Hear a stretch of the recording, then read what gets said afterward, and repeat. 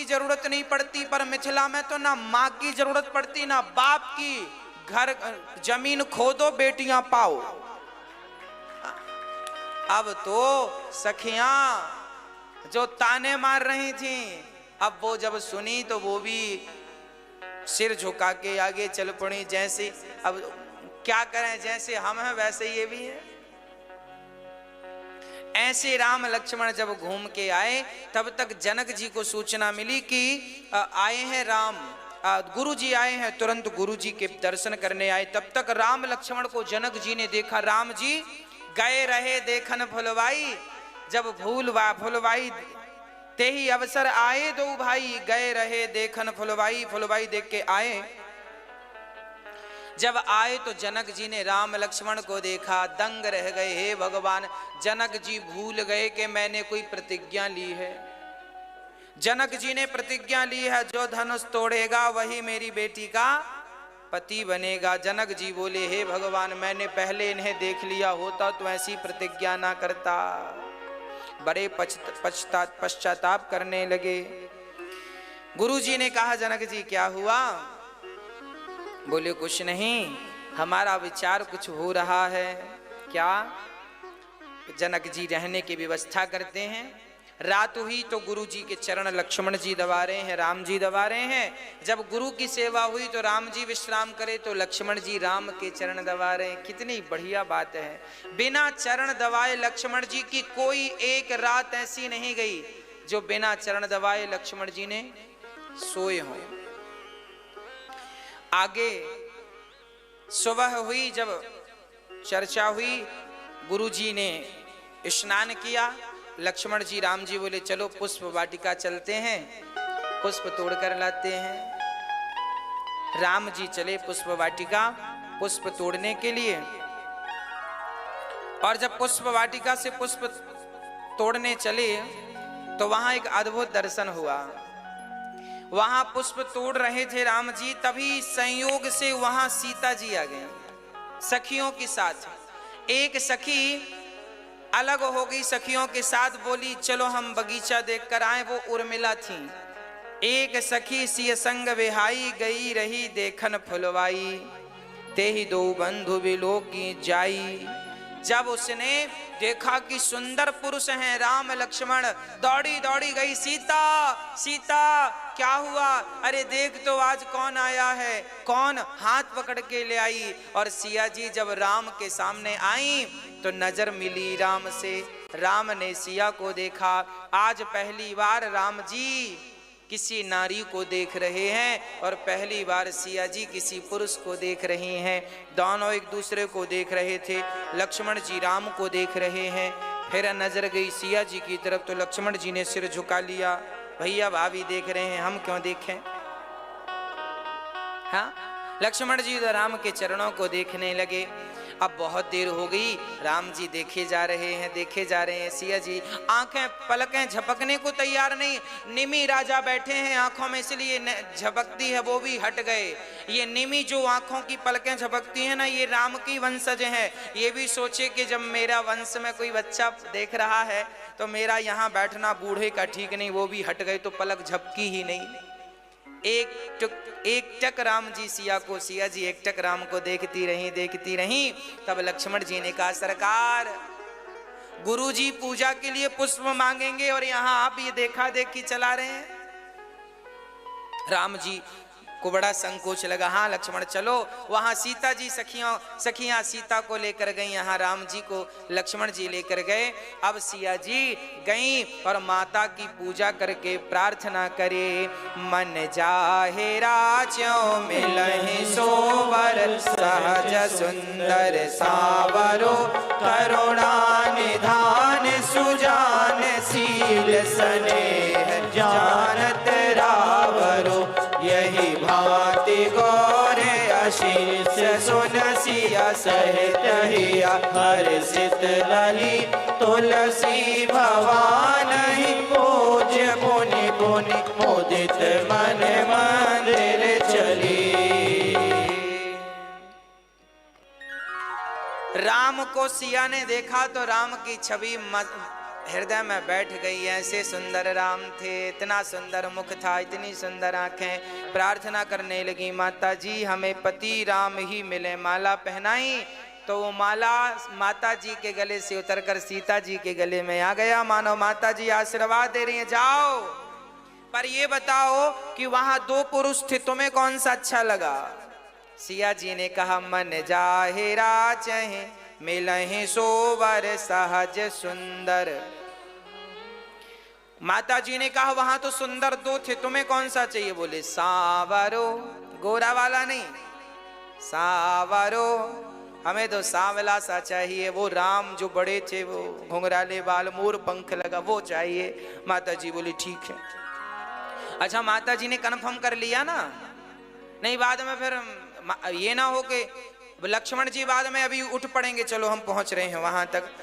सीता जी का विवाह लक्ष्मण जी से होने वाला था।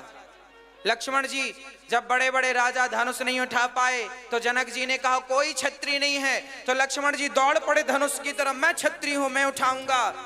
अब यदि सोचो लक्ष्मण जी धनुष उठा लेते तो लक्ष्मण का विवाह तो हो जाता, पर राम जी को फिर बाबा जी बनना पड़ता। फिर राम जी थोड़ी विवाह करते जब छोटे भैया का हो गया बाद में। अब आजकल ऐसा हो जाता, पहले छोटे का होता है बाद में बड़े का, पहले तो ऐसा नहीं था। छोटे का हो गया तो बड़ा बाबा जी बन जाएगा। राम जी को बाबा बना देते लक्ष्मण जी यदि धनुष तोड़ देते तो। अब दूसरे दिन बढ़िया सिंहासन पर राम जी बैठे हैं, विश्वामित्र जी बैठे हैं। रंग भूमि जब सिय पगुधारी देखी मोहे नर नारी। सीता जी को देख करके सारे लोग मोहित हो गए। अब क्या करें, नारी ना मोह नारी के रूपा, नारी नारी के रूप को देखकर मोहित होती नहीं है। पर ये नारी कोई सामान्य नारी थोड़ी है, जगत जननी जगदम्बा है, इन्हें देखकर तो संसार मोहित हो जाए। राम जी बैठे हैं, बड़े बड़े राजा धनुष उठा रहे हैं, हिल नहीं रहा है धनुष। भूप सहस दस एक ही बारा लगे उठावन, टरही न टारा। सबने ट्राई किया धनुष में डोरी, किसी ने चढ़ाई नहीं, हिला नहीं। बड़े परेशान हो गए। जनक जी बोले अब मेरी बेटी कुंवारी रहेगी, कोई छत्री नहीं बचा। जनक जी की बातें सुन के लक्ष्मण जी, ना ऐसा मत कहो, जिस सभा में रघुनंदन बैठे होते हैं, अयोध्या का कोई एक वीर बैठा होता, वहां ऐसी बातें नहीं होती। आप कहो तो हम इस धनुआ को उठा करके पूरी पृथ्वी की परिक्रमा लगा के आवे, और आप कहते हैं केवल धनुष, हम पूरी पृथ्वी को गेंद की तरह लेके दौड़ जाए। जनक जी बोले हे भगवान, पृथ्वी को दौड़ जाएंगे तो फिर हम सब रहेंगे कहां? लक्ष्मण जी बोले मैं तोड़ू धनुष? जनक जी बोले तोड़ू। गुरु जी सोचे राम राम, ये तोड़ देंगे तो गड़बड़ हो जाएगा।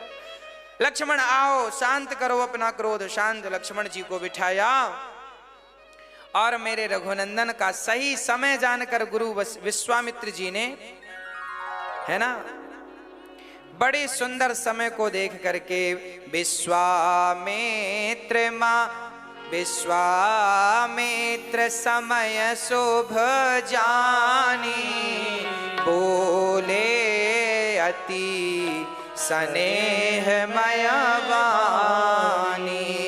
उठहूँ राम, उठो राम, भंजहूँ भव चापा। उठो राम और धनुष को तोड़ो। राम जी ने प्रणाम किया गुरु जी को। ठीक है गुरुदेव, हम जा रहे हैं। धनुष की परिक्रमा लगाई और राम जी ने प्रणाम किया। सीता जी मन मन बोल रही है, पृथ्वी माँ समुद्र का भार कम कर दो, आपने पकड़ रखा था, छोड़ दो, इनसे उठ जाए, इनसे उठ जाए, इनसे उठ जाए। सीता जी को डर लग रहा था, सब तो उठा ना पाए बलशाली, ये कैसे उठाएंगे? अब सीता जी, हे पृथ्वी माता, बिल्कुल हल्का कर दो धनुष को। अब राम जी गए और राम जी को सब देख रहे थे, हंस रहे थे, ये क्या उठाएंगे, आज के बच्चे बड़े बड़े उठा ना पाए। सब समझते ही नहीं कि राम कौन है, बच्चों की तरह दिखते हैं। छोटा बच्चा जाने के हमको ना समझाना रे, हमको छोटा बच्चा समझ के उल्लू मत बनाना। हम देखने में छोटे हैं तो क्या हुआ, छोटे हैं तो क्या हुआ, बड़ों के भी बाप हैं, राम जी तो सबके पिता हैं, त्वमेव माता च पिता। अब राम जी ने लेत चढ़ावत खेचत गाढ़े, काहू न लखा देख सब ठाणे। लेत चढ़ावत खेचत गाढ़े, काहू न लखा देख सब ठाणे। तेहि धन राम मात्य धनु तोरा, करे भुवन धुनि घोर कठोरा। तेहि छन राम मात्य धनु तोरा, करे भुवन धुनि घोर कठोरा। अब राम जी ने धनुष उठाया, डोरी चढ़ानी चाहिए। जो धनुष उठाया धनुष टूट गया। जय जयकार, देवता बरसात करने लगे पुष्पों की। सियावर रामचंद्र की, सियावर रामचंद्र की। अब तो जय जयकार होने लगी। मेरे रघुनाथ मुस्कुरा रहे हैं और सिया जी तो झूमने लगी मन मन में। और अब तो माला लेकर मेरी जानकी माँ चल पड़ी भगवान श्री राम की तरफ। पढ़ेंगे तो पता चलेगा कि इनमें जो भी कथाएं हैं वो हमारी और आपकी ही कथाएं हैं। जो भी चर्चाएं हैं, कई बार हम वो बात कहते हैं जो आपके जीवन में घटती है, अर्थात आपसे जुड़ी है। शास्त्रों में वही बातें तो हैं जो हमारे जीवन में रोज चलती हैं। शास्त्र क्यों हैं? अच्छा ये बताओ, आप तैयार होने के बाद दर्पण देखते हैं कि तैयार होने के पहले? फाइनल देखते तो पहले भी हैं, पर फाइनल दर्पण आखिरी में देखते हैं। दर्पण क्यों होता है? दर्पण क्यों है? दर्पण यह बताता है कि कहाँ श्रृंगार अधूरा हुआ है, कहाँ पूरा हो गया है, कहाँ ठीक है, कहाँ ठीक नहीं है। दर्पण जो है वो आपको स्पष्ट करता है, संतुष्टि दिलाता है कि हाँ यहाँ ठीक है, यहाँ ठीक नहीं। उसी प्रकार अच्छा, आपके गाल में कोई काला सा कुछ डॉट लगा हुआ है तो आपको पता नहीं चलेगा कि मेरे गाल में कुछ लगा है काला या कुछ भी। कब पता चलता है? जब हम दर्पण देखते हैं शीशा, अच्छा यहाँ लगा, साफ कर लिया, ऐसा होता है ना। कहने का अर्थ क्या है? दर्पण इसलिए होता है ताकि आप अपने को ठीक कर सकें, जहां गड़बड़ी है उसे सुधार कर लें। उसी प्रकार वेद पुराण दर्पण हैं। आप जो जीवन जी रहे हैं इसमें कहां त्रुटि है, शास्त्रों को समझकर, सुनकर, पढ़कर देखिए। जहां त्रुटि है ठीक कर लीजिए। दर्पण में जब आप देखेंगे पता चलेगा गाल में कुछ लगा है तो दर्पण के गाल में, अच्छा दर्पण में भी आपका चित्र दिख रहा है तो दर्पण में जो गाल दिख रहा उसमें हटाओगे कि अपने गाल में हटाओगे? अपने गाल का हटाओ तो दर्पण के गाल का हट जाएगा। उसी प्रकार शास्त्र तो हमारे दर्पण हैं। जो भी हमारे जीवन में अच्छा या बुरा हो रहा है वह आप शास्त्रों से सीख सकते हैं, समझ सकते हैं। अभी मैं चर्चा सुनाऊंगा, समझने लायक चर्चा है। कल हमने सुना कि भगवान श्री राम का विवाह हुआ। यहां भी एक अद्भुत चर्चा आएगी, सुनिएगा। देखिए हमारे जीवन से रिलेटिव चर्चाएं हैं। इन्हें शास्त्रों को ना लोग बस चौपाई पढ़ लिया, श्लोक पढ़ लिया, कथा सुन ली, याद कर लिया, खत्म, इतने के लिए शास्त्र नहीं है। शास्त्र धारण करने का नाम है, चरितार्थ करने का नाम है।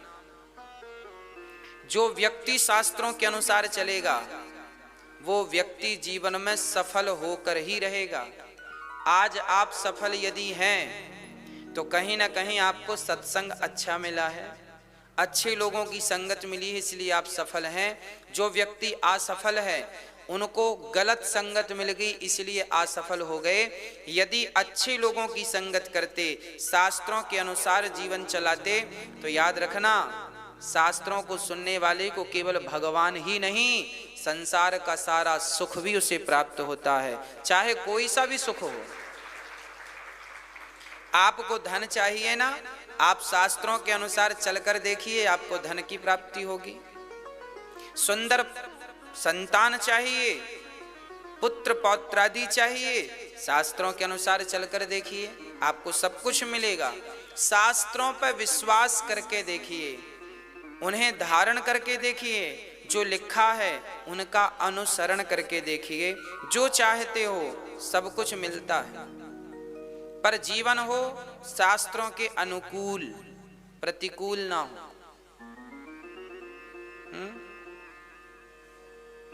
भगवान श्री राम का विवाह माता सीता के संग जैसी राम जी ने धनुष तोड़ा, श्री परशुराम जी आ गए।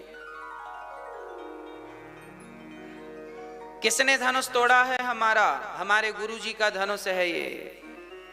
अब तो जब गुरु जी का धनुष टूटा तो परशुराम जी दौड़ पड़े। किसने ये अपराध किया?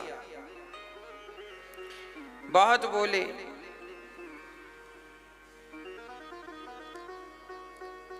बहुत गुस्सा आई श्री परशुराम जी को। लक्ष्मण जी ने मोर्चा संभाला, गुरु जी राम राम। परशुराम जी बोले, राम राम, कौन हो तुम? हम दशरथ के पुत्र हैं। तो धनुष किसने तोड़ा? लक्ष्मण जी बोले कि पहले राम जी बोले, कौन ने धनुष तोड़ा? तो राम जी बोले, नाथ शंभु धनु भंजनहारा, हुए है को एक दास तुम्हारा। कोई आपका दास होगा जिसने धनुष तोड़ा है, और किसमें ताकत है कि वो इस धनुष को तोड़ सके? उठा भी तो नहीं। भूप सहस 10 एक ही वारा, लगे उठावन टरही ना तारा। हिलाने से हिला भी नहीं ये धनुआ। बड़ा कष्ट उठाया उठाने वालों ने। रावण की तो उंगली दब गई, रावण उठाने चला तो उंगली दब गई। ऐसा अन्य ग्रंथों में वर्णन है। रामचरितमानस में तो लिखा है कि रावण ने धनुष छुआ भी नहीं। रावण भी आया था सीता स्वयंवर में, रावण भी आया था, पर रावण ने धनुष छुआ नहीं। पर अन्य जगह वर्णन मिलता है कि रावण की भी उंगली दब गई थी। उसने भी ट्राई किया तो उंगली दब गई। थोड़ा सा हिलाया, उंगली फंस गई, वो निकाला, निकली नहीं। हाँ, बड़े जतन से फिर राम जी की कृपा हुई, राम जी ने उठाया तो रावण की उंगली निकली। राम और रावण की प्रथम भेंट जनकपुर में हुई थी। रावण आया था सीता स्वयंवर में, राम जी भी पहुंचे सीता स्वयंवर में, दोनों की भेंट हो गई। रावण ने राम जी से कहा, सरकार कभी आओ लंका में आपके चरण पड़े। राम जी बोले, हम नहीं आएंगे। रावण बोला, नहीं आओगे तो हम अपने तरीके से ले आएंगे।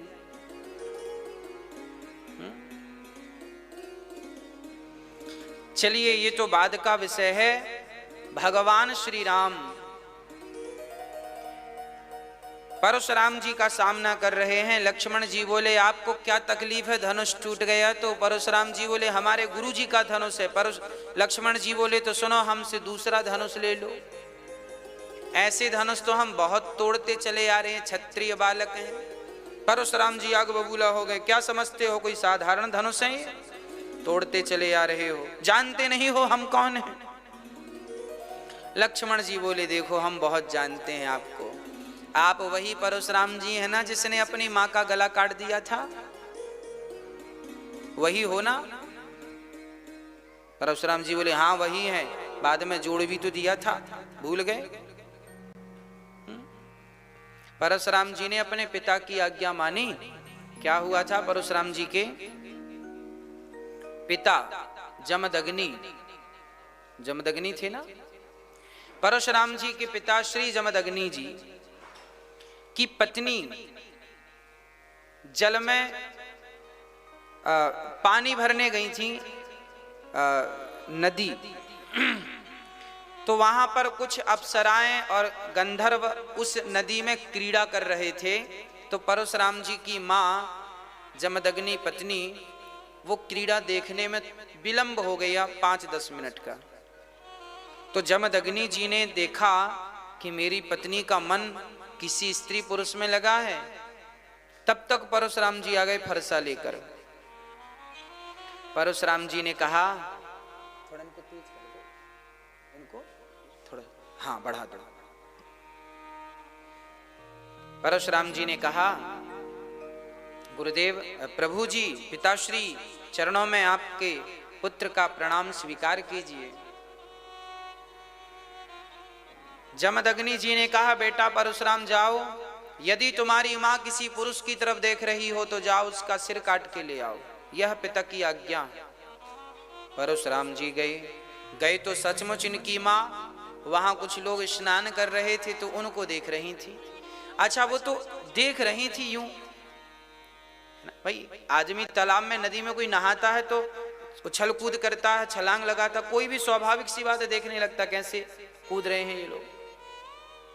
परशुराम जी गए और अपनी माँ का सिर काट दिया, अपने फरसे से सिर काट के ले आए।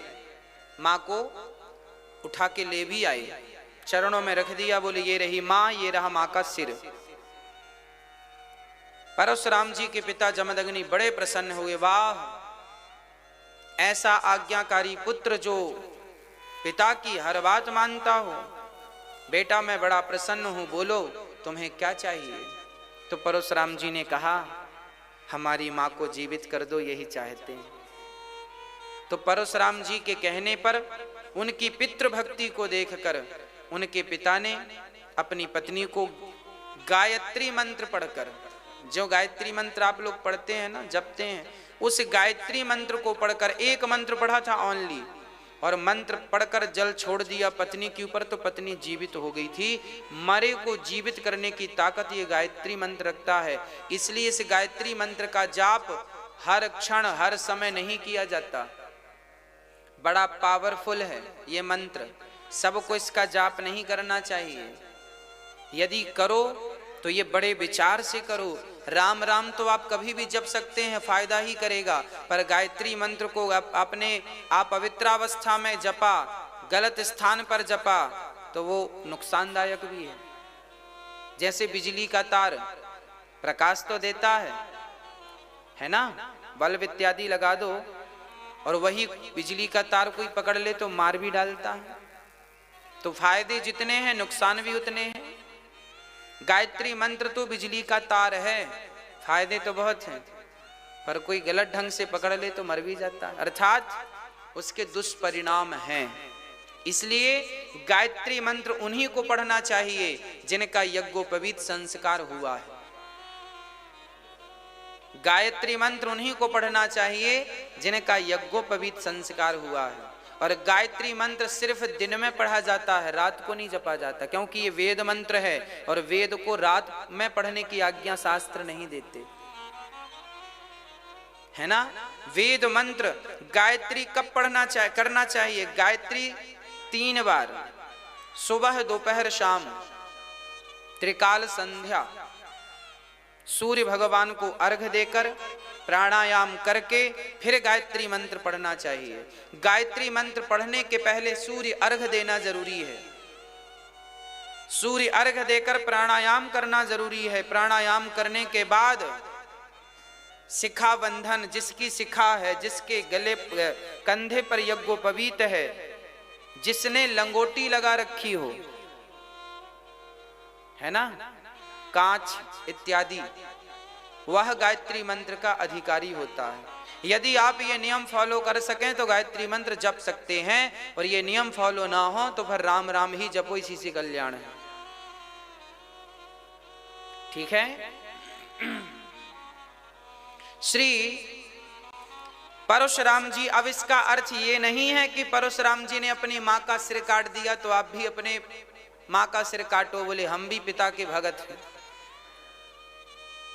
वो परशुराम जी थे और माँ का सिर कटने के बाद उसे जिंदा भी किया। क्या तुम्हारी ताकत है जिंदा करने की? यदि जिंदा करने की ताकत है तब तो काट देना, और जिंदा करने की ताकत नहीं है तो दिल भी मत दुखाना। याद रखिएगा, ये सब ये कोई सामान्य लोग नहीं है। परशुराम जी भगवान नारायण के ही अवतार हैं, है ना। तो परशुराम जी लक्ष्मण जी कहते हैं आप वही परशुराम जी हो ना जिन्होंने अपनी मां का सिर काट दिया? हाँ वही है।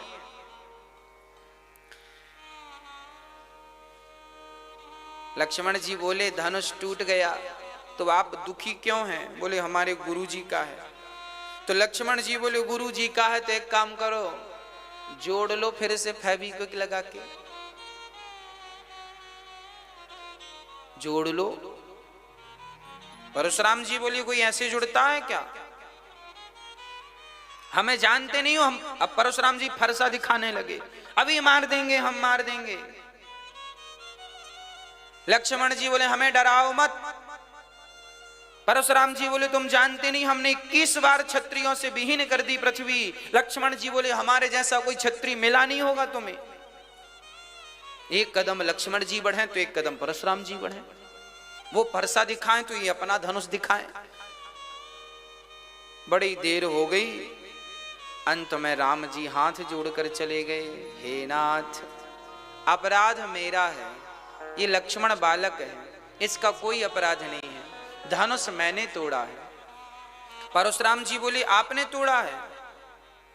राम जी ने धीरे से कहा बाबा जी हमें पहचानो।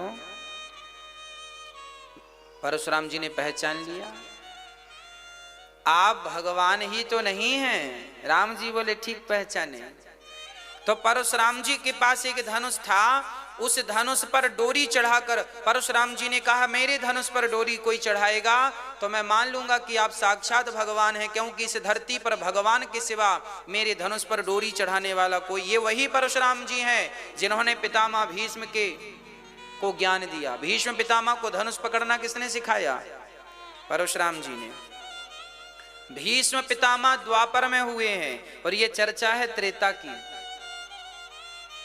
राम जी को परशुराम जी त्रेता युग में मिले और यह महेंद्राचल पर्वत में आज भी तपस्या कर रहे हैं। गुरु द्रोणाचार्य के गुरु यह हैं, द्रोणाचार्य के गुरु परशुराम जी हैं, दानवीर कर्ण के गुरु परशुराम जी हैं, पितामह भीष्म के गुरु परशुराम जी हैं। तो आज परशुराम जी ने जब धनुष अपना देना चाहा तो रामचरितमानस में लिखा है कि धनुष देना चाहा, हाथ से अपने आप धनुष राम जी के हाथ में चला गया।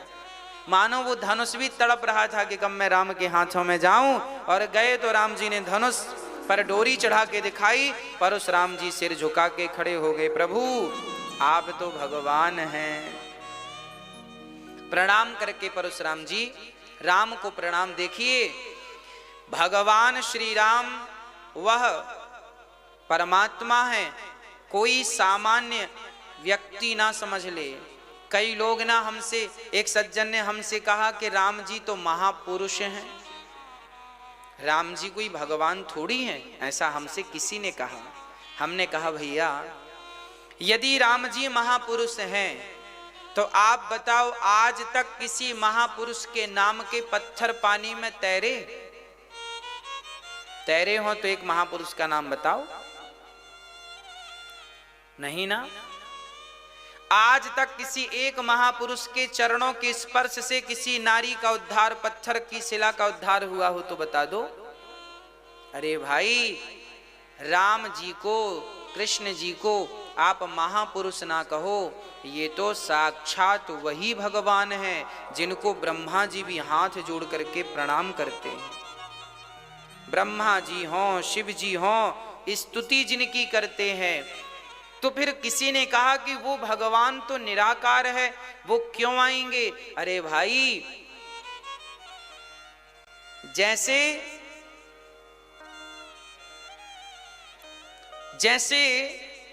बहुत बड़ा राजा जो सबका सम्राट होता है, वह राजा जब अपने बच्चों के साथ खेलता है तो बच्चों के लिए घोड़ा बन के उन्हें अपनी पीठ में बिठा लेता है कि नहीं? हाँ या ना? भाई भारत के प्रधानमंत्री हों या राष्ट्रपति हों, उदाहरण के लिए समझिएगा, आज भारत के राष्ट्रपति श्री रामनाथ कोविंद जी हैं। जब ये अपने घर जाते होंगे, हमारे लिए तो राष्ट्रपति हैं, हमारे लिए तो बड़े सम्माननीय व्यक्ति हैं, आपके लिए भी हैं, पर जब ये अपने घर जाते होंगे और इनका नाती इनकी गोद में आता होगा और कहता होगा कि हमें आपकी पीठ में बैठना है, तो राष्ट्रपति जी बैल बन जाते होंगे और नाती उनकी पीठ में बैठ के चलता होगा, हाँ या ना? तो हम सबके लिए तो माननीय वंदनीय राष्ट्रपति जी हैं, पर अपने नाती के लिए तो उनके दादा ही है ना। और दादा तो बैल भी बन जाए, घोड़ा भी बन जाए, चल अपने पीठ पर बिठा के तुझे 4 कदम घुमाऊं, क्यों घुमाऊं? उसकी खुशी के लिए। इससे क्या होता है? बच्चे की खुशी होती है। जैसे बच्चे की खुशी के लिए दादा घोड़ा बन जाता है, पिता घोड़ा बन जाता है केवल बच्चों की खुशी के लिए, उसी प्रकार वह निर्गुण निराकार परमात्मा भक्तों की खुशी के लिए आज सगुण साकार बन करके प्रकट हो गया है। 2 हाथ 2 पांव वाला बन के प्रकट हो गया है, आपके और मेरे जैसा बन के प्रकट हो गया है। अब वो दिखता तो मेरे और आपके जैसा है। अब कोई कहे कि ये कैसे राष्ट्रपति हैं बताओ, बैल बने हैं, ये कैसे राष्ट्रपति हैं बताओ, घोड़ा बने हैं। अरे भाई, वो राष्ट्रपति ही हैं, बच्चों के प्यार के सामने घोड़ा बने हैं। उसी प्रकार वह निर्गुण निराकार परमात्मा ही भक्तों के प्यार के कारण सगुण साकार बन करके लीला मात्र कर रहे हैं। ये तो लीला है। खग जाने खग ही की भाषा, सबके बस की बातें भी तो नहीं है ना, है ना? इसलिए श्री राम संदेह का नहीं, श्रद्धा का विषय है। इसे श्रद्धा से समझिए, समझने का प्रयास करिए। प्रिय भक्तों, जब दशरथ जी महाराज के यहाँ अब चले गए तो तैयारियां होने लगी। सिया जी ने माला पहनाया है, राम जी बड़े प्रसन्न भये। अब जनकपुर से एक व्यक्ति पत्रिका लेकर के गया, कहाँ? दशरथ जी के आंगन में। दशरथ जी बधाई हो, खबर मिली, जनकपुर से लोग संदेशा लेकर आए हैं। पत्रिका पढ़ी गई राज दरबार में, लिखा था दशरथ पुत्र राम ने धनुष तोड़ दिया है, सिया से विवाह होना है, फलानी तारीख फिक्स हुई है, इस तारीख में विवाह फिक्स हुआ है, गुरुजनों ने किया है, कृपया आप बारात लेके पधारें। अब तो राम जी की बारात चली, दशरथ जी ने सारा सामान इकट्ठा किया और गांव के बच्चों से लेके बूढ़े तक अब बारात में चल पड़े। झूम झूम के बाजा बज रहे हैं, रथ पे रथ, सोने के रथ, चांदी के रथ, खूब रथ तैयार भये, नगर के लोग तैयार भये और बारात चली। अद्भुत बारात थी, है ना? अब जब बारात चली तो रास्ते में लोगों ने पूछा, भैया बारात किसकी है? लोगों ने कहा राम जी की बारात। तो गांव वालों ने पूछा कि फिर दुल्हा कहाँ है? अब बताओ, दशरथ जी से किसी ने पूछा होगा कि भैया बारात तो ले जा रहे हो, दुल्हा कहाँ है? तो दशरथ जी ने क्या जवाब दिया होगा? क्या कहा होगा? दुल्हा तो नहीं है। अरे नहीं है, इसे क्या मतलब है? हाँ हाँ, दुल्हा पहले ससुराल में। अरे पहली ऐसी बारात की दुल्हा पहले ही से ससुराल में। बारात जा रही थी, परंतु बारात तो थी पर दुल्हा नहीं था। पानी बरस रहा था पर बूंदें नहीं थी। पंचायत बैठी थी पर न्याय नहीं था। ये 3 घटनाएं अक्सर लोग पूछा करते हैं, कहां कहां की घटनाएं हैं। बारात जा रही थी पर दुल्हा नहीं था, ये तो राम की घटना है कि दशरथ जी बारात लेकर जा रहे हैं। शत्रुघ्न और भरत जी तो हैं। अरे पहले से पता होता कि इनका भी विवाह होना तो इन्हें ही दूल्हा बना लेते, पर दशरथ जी को तो ये पता था राम का विवाह है, लक्ष्मण का भी अभी फिक्स नहीं हुआ। वो तो जनक जी जब चारों को देखेंगे तब उनके दिमाग में बात आएगी कि ये 4 हैं और हमारी छोरियां भी 4 हैं। बार बार का खर्चा कौन करे, एक बार में ही निपटाओ, है ना। अब बारात चली पर दुल्हा नहीं, पानी बरस रहा था पर बूंदे नहीं। जब भगवान श्री कृष्ण ने गोवर्धन उठाया था तब इंद्र ने मूसलाधार पानी बरसाया। पानी तो बरस रहा था पर बूंदें कहां चली गई पता नहीं। अगस्त जी पी गए। और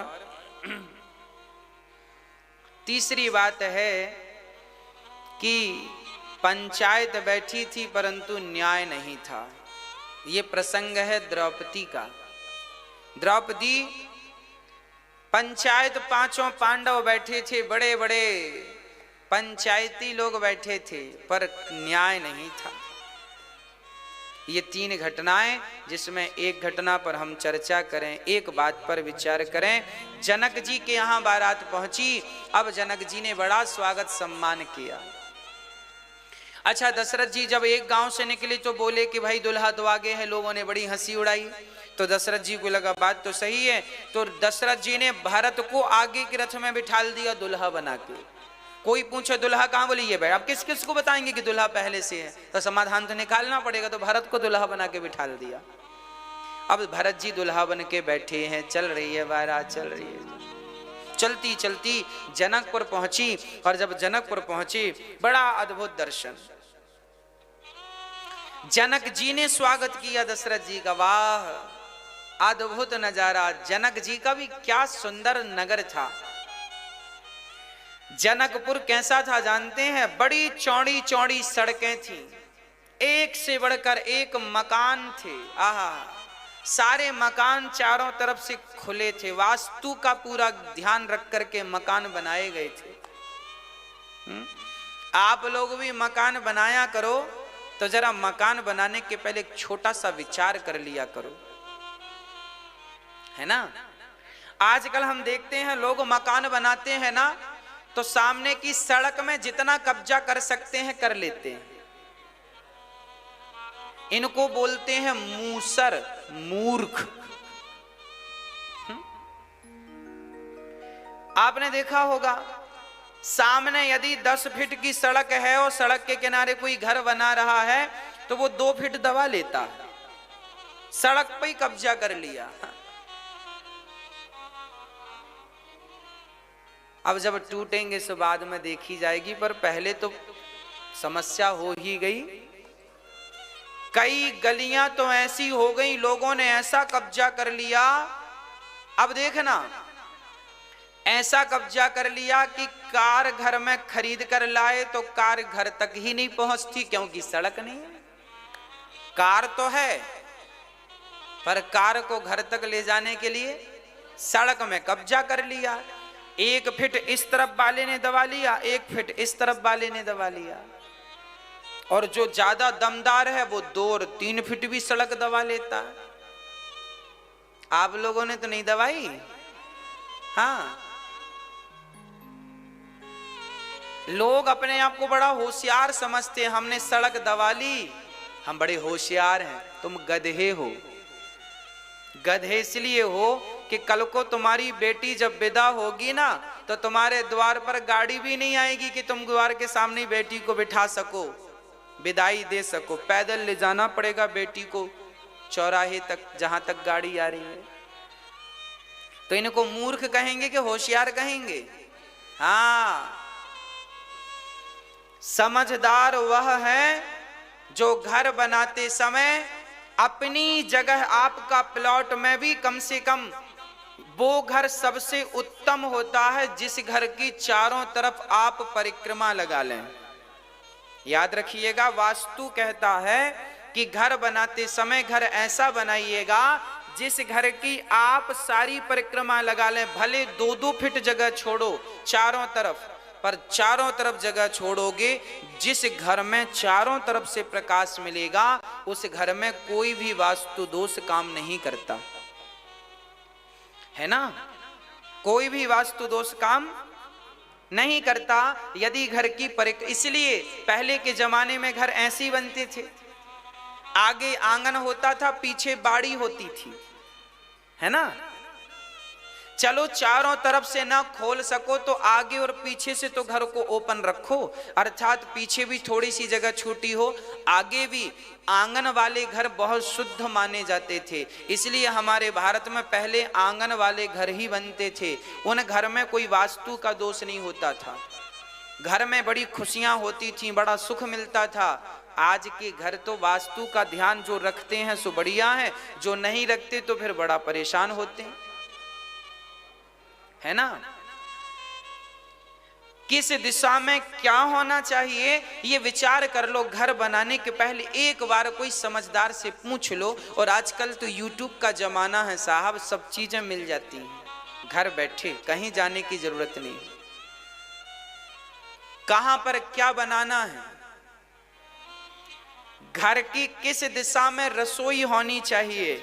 रसोई आग्नेय कोण में होनी चाहिए। आग्नेय कोण किसे कहते हैं?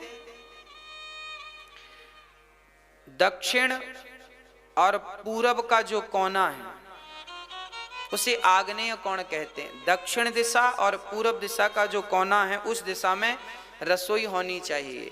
पूजा कहाँ होनी चाहिए? ईशान कोण में। पूरब और उत्तर का जो कोना है उसमें रसोई होनी चाहिए। पूजा का काम होना ईशान कोण में। ईशान कोण किसे कहते हैं? पूरब और पूरब दिशा और उत्तर दिशा का जो अंग कोना है, पूरब और उत्तर की तरफ की जो जगह है आपके घर में उसे बड़ी शुद्ध रखना चाहिए। वो जगह यदि शुद्ध है तो घर में शुद्धता बनी रहती है, घर में शांति बनी रहती है। उस दिशा में धोखे से भी लाइट बात मत बनवा लीजिएगा, नहीं तो जीवन रोते रोते गुजरेगा। पूरब और बोलो, पूर्व और उत्तर का जो कोना है वहां कदापि लाइट बात नहीं होनी चाहिए। कहां होनी चाहिए लाइट बात? दक्षिण और पश्चिम की तरफ, है ना।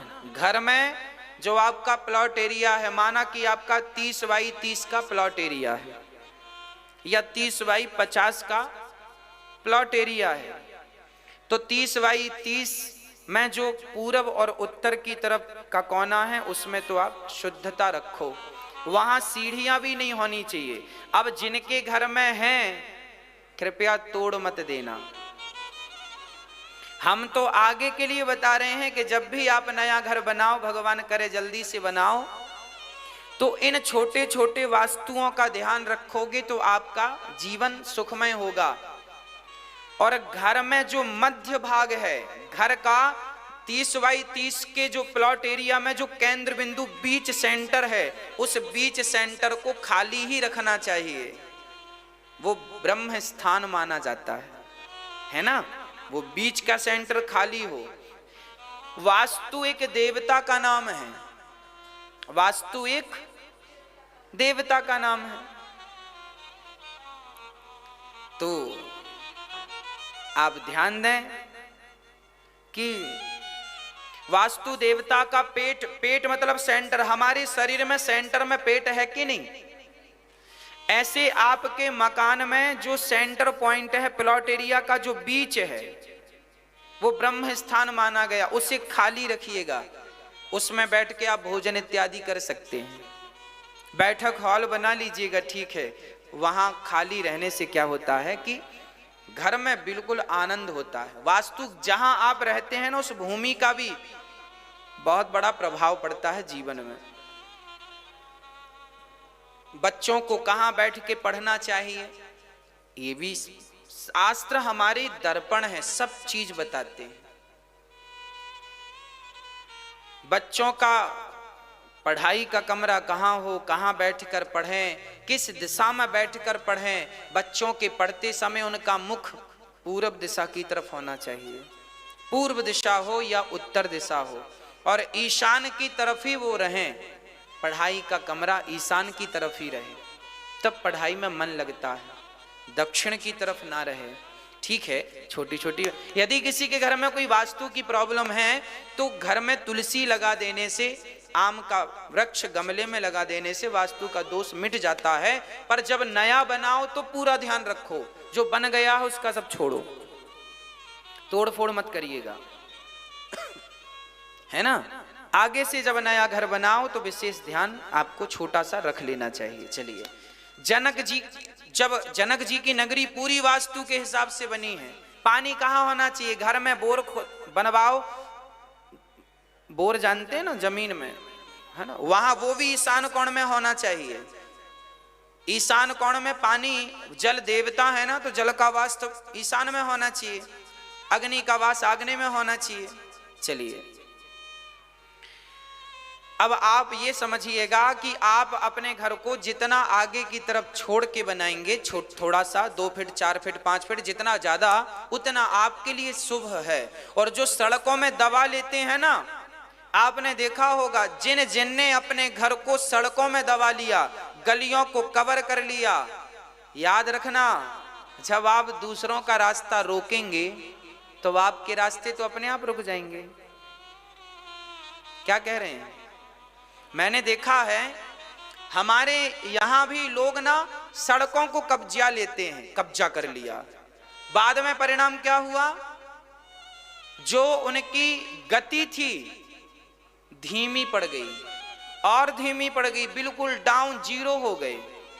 जब आप दूसरों का रास्ता, भाई गांव के लोग, नगर के लोग जिस गली से निकलते हैं, तुमने दबंगई के कारण दबा लिया, तो तुम्हें क्या लगता है तुम सुखी हो जाओगे? जब लोगों का रास्ता अवरुद्ध करोगे तो तुम्हारे रास्ते अवरुद्ध नहीं होंगे। कॉमन सेंस है। इसलिए रास्तों को कभी ना दबाना चाहिए। 2 फीट 4 फीट और आप छोड़िए, ताकि कल को अपने घर के बाहर गाड़ी खड़ी कर सकें, तो आपके लिए पर्याप्त जगह होनी चाहिए, ताकि आप कोई दिक्कत ना हो। बार बार थोड़ी घर के अंदर गाड़ी डालता है आदमी, अरे बाहर खड़ी रहती है दिन में, तो बाहर गाड़ी खड़ी हो, इसके लिए तो पर्याप्त जगह हो।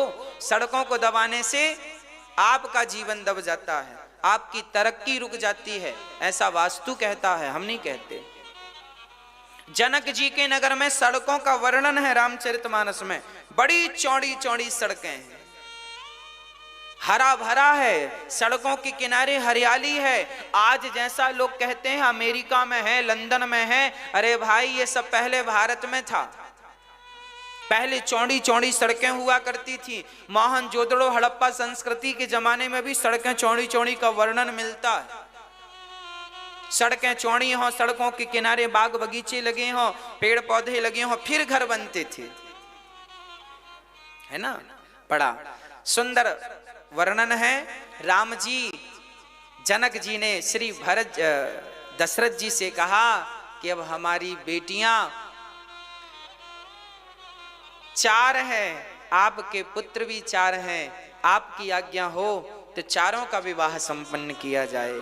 जनक जी से जब ने ये प्रस्ताव जनक जी ने रखा, तो गुरुजनों से पूछा, वशिष्ठ जी से। वशिष्ठ जी बोले, इससे बढ़िया कोई शुभ लग्न नहीं है, कर दो। 4 मंडप गाड़े गए और चारों दुल्हा, आज चारों दुल्हा बैठे हैं, है ना। बैठे तो चारों दुल्हा हैं, पर सबसे बढ़िया कौन से दुल्हा हैं? हाँ, चारों दुल्हा में बड़का कमाल सखियां। आज मिथिला नगरिया निहाल सखियां, आज मिथिला नगरिया निहाल सखियां। ये भाषा बिहार की है, शायद आपको समझ में ना आए। वहाँ जब किसी का विवाह होता है ना बिहार में, छोरा छोरी का, तो ये भजन जरूर गाते हैं। जब तक ये भजन ना गाएं तब तक विवाह संपन्न नहीं होता। आज मिथिला नगरिया निहाल सखियां, आज मिथिला नगरिया निहाल सखियां। चारों दुल्हा में बड़का कमाल सखियां, चारों दुल्हा में बड़का कमाल सखियां। है तो चारों ही कमाल, पर बड़का ने तो कमाल कर दियो। हाँ, बड़का, छुटका, छुटका कौन और बड़का कौन?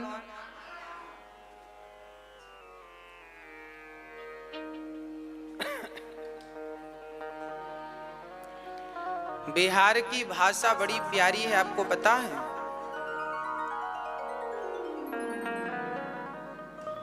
बिहार का व्यक्ति जब बोलता है, अच्छा बड़े गुस्से में बोले तो भी लगता नहीं कि व्यक्ति गुस्से में बात कर रहा है। बिहार की भाषा बड़ी मधुर है, बड़ी मीठी है। जैसे ब्रज की भाषा बड़ी मीठी है। सबसे बढ़िया भाषा है पूरे भारत में ब्रज की भाषा, ब्रज भाषा।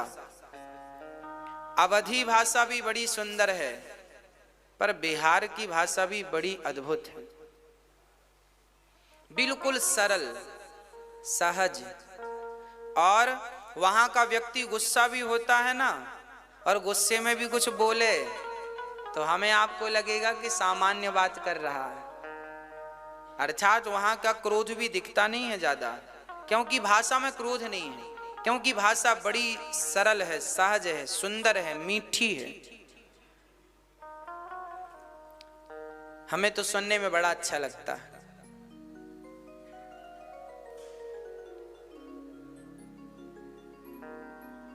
आइबो खाइबो।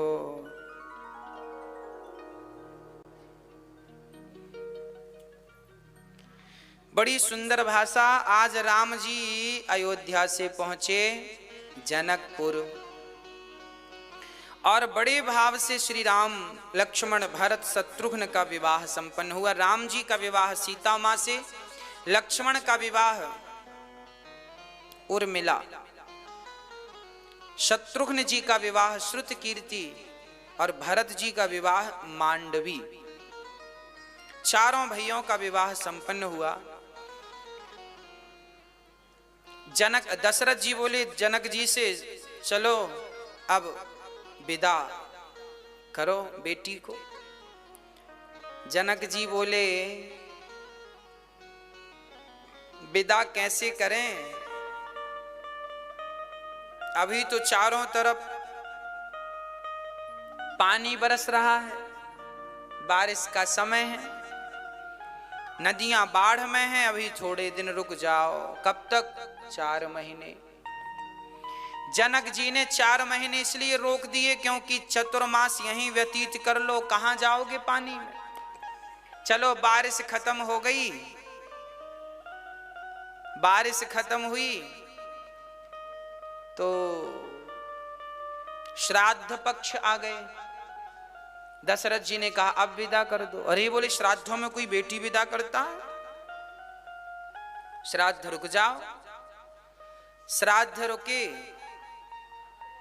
तो त्योहार कौन सा आ गया? अरे बोले नवरात्रि में लोग कन्या घर में खिलाते हैं कि कन्या विदा करते हैं? अब 9 दिन ये। अब बोले अब ये नवरात्रि गई, अब दशरथ जी बोले अब नवरात्रि गई, अब विदा करो। अरे बोले घर की साफ सफाई चल रही है, त्योहार बड़ा सामने है, दीपावली, दीपावली हो जाए। ऐसे करते करते 6 महीने जनक जी ने रोक रखा। और जब 6 महीने हो गए, अब जनक जी ने अपने आप को समझाया कि आज ना सही कल, कल ना सही परसों, बेटी को तो विदा करना ही पड़ेगा, तो फिर अब कर ही दो। जनक जी ने इतना दहेज दिया, इतना सामान दिया कि दशरथ जी ने जितना मिला जनकपुर वासियों को, गरीबों को, दीन दुखियों को बुला बुला के वहीं के वहीं निपटाए। कहां ढोते फिरेंगे। जनक जी ने जनक जी दान दे रहे हैं दशरथ जी को, कन्यादान में जो सब दहेज जिसे आप बोलते हैं, दशरथ जी ने सब लुटाना शुरू कर दिया। कहने का अर्थ यह है कि आपकी जरूरत से ज्यादा विधाता दे दे तो उसका काम केवल परमार्थ के लिए हो। जो धन धर्म के लिए होता है वो धन बढ़कर के हमें विधाता देते हैं। और जब धन हम अपने उपयोग में लेते हैं सारा और उसका दुरुपयोग करने लगते हैं तो भगवान समझ लेते हैं ये व्यक्ति योग्य नहीं है, धन देना भगवान कम कर देते हैं। धन मिले पानी बाढ़े नाव में घर में बाढ़े दाम दोनों हाथ उलीछियो यही सयानो काम। नाव में पानी बढ़ जाए तो उलीछ कर गिरा दो, नहीं तो वो पानी नाव को डुबा देगा। जरूरत से ज्यादा घर में धन आ जाए तो दोनों हाथ से दान करना, नहीं वह धन ही बुद्धि बिगाड़ देगा और लुटिया डुबा देगा। धन से अधर्म भी होता है, धन से धर्म भी होता है, करना क्या है मर्जी आपकी है ना। अब विदा होने लगी तो जनक जी के दशरथ जी ने जाकर जनक जी को प्रणाम किया। दशरथ जी ने जनक जी के पांव छुए और जैसे ही पांव छुए तो जनक जी रोने लगे, प्रभु आप मुझे अपराध में डाल रहे हैं, अपराधी बना रहे हैं। क्यों? क्योंकि परंपरा तो यही आई है कि हमेशा लड़की का पिता लड़के के पिता के पांव छूता है, पर आज उल्टा हो गया। आज लड़के के पिता दशरथ जी ने लड़की के पिता जनक जी के पांव छू लिए। और जब पांव छुए तो जनक जी ने कहा मुझे पाप में क्यों डाल दिया भगवान आपने। तब जनक जी से दशरथ जी ने कहा प्रभु मैं ही आपके पांव पड़ूंगा क्योंकि बड़े आप हैं। मैं बड़ा कैसे, मैं तो लड़की का पिता हूं। लड़की का पिता तो हमेशा छोटा होता है, लड़का का पिता बड़ा होता है। हाँ ना, हमेशा हमेशा दशरथ जी ने कहा जनक जी सुनो, हमेशा देने वाला बड़ा होता है और हमेशा लेने वाला छोटा होता है। अरे लड़की का पिता इसलिए बड़ा होता है क्योंकि लड़की का पिता लड़की दान करता है, देता है, जिसे कन्या दान कहते हैं। तो देने वाला तो सदियों से बड़ा हुआ है। अरे देने वाला बड़ा हुआ तब तो लेने वाला बामन बने। भगवान को भी बामन बनकर, बामन मतलब छोटे, बामन अंगुल के। जब देने वाला देता है, देने वाला सदा बड़ा होता है। यदि बड़े बनना है तो देना सीखो। दशरथ जी ने कहा कि आप तो देने वाले हैं, आपने 4 बेटियों का दान किया है, आप देने वाले हैं इसलिए आप बड़े हैं, हम लेने वाले हैं इसलिए हम छोटे हैं। पर समाज की परंपरा उल्टी चलती है। यहां तो लड़के का पिता यही सोचता है हम बड़े हैं। जरा पूछो इनसे तुम किस एंगल से बड़े हो, तुमने दिया क्या है? सिर्फ लिया है, केवल लिया है। कल ही हमसे एक बिटिया ने पूछ लिया, कल कथा सुना के हम गए तो ऊपर बैठे थे तो एक बेटी आई, उसने कल हमसे पूछ लिया कि गुरुजी आखिर माँ बाप लड़की के घर क्यों नहीं खाते? माँ बाप लड़की के घर क्यों नहीं खाते, क्यों नहीं रहते? आज भी यह देखा जाता है कि स्त्री और पुरुष यही कहते हैं कि हमें लड़की के घर का खाना ना पड़े। तो लड़कियां पूछती हैं कि गुरुजी ऐसा कौन सा गुनाह किया है हमने जो हमारे घर का माँ बाप खाते भी नहीं? तो इसका समाधान यह है, हमने उससे कहा बेटा लड़की, आपके माता पिता ने लड़की का दान किया है और जिसे हम दान कर देते हैं तो दिए हुए दान से फिर हम वापस कुछ लेते नहीं हैं। आपने हमें 5 रुपए दान कर दिया तो 5 रुपए दान करने के बाद आप ये थोड़ी कहेंगे कि आप 1 रुपए वापस कर दो। दान कर दिया सो दिया हुआ दान वापस नहीं लिया जाता।